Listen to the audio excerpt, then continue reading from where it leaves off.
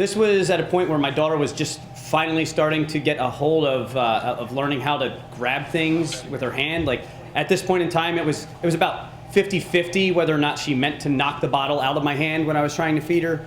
You know, and she had taken to grabbing things really early on in her life, as noted photographically, hours into her life, to the chagrin of my wife, with a set of props that I had, taking pictures of her with a little football, a little American flag, a little monk bobblehead, because, anyway, not important.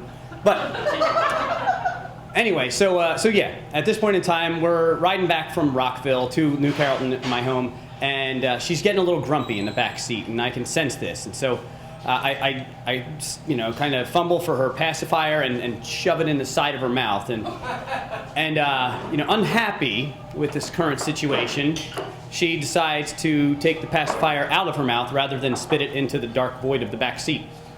While doing this, she's done this before. She's grabbed stuff before, but this is usually where the excitement ends. This time, I'm stopped at a red light, and I look in my mirror, my set of mirrors that I can see her in, and she's looking at it like she's about to try to put it in her mouth. And for those of you with kids, like, this is a marquee event, and I'm like, am I going to witness a marquee event in my child's life? And there's a microphone. All right. Am I going to witness a marquee event in my child's life? Like, I'm excited. I'm not at the red light. I don't even know. I'm not even looking at the light anymore. I'm staring at the mirror, and there she is. She looks at the passy.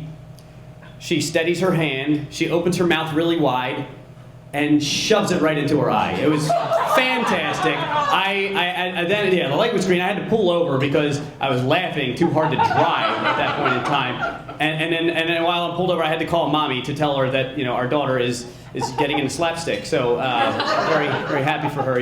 Months later, of course, she was able to shove a number of things in her mouth, for better or worse. And thankfully, she's still into slapstick. So anyway, okay.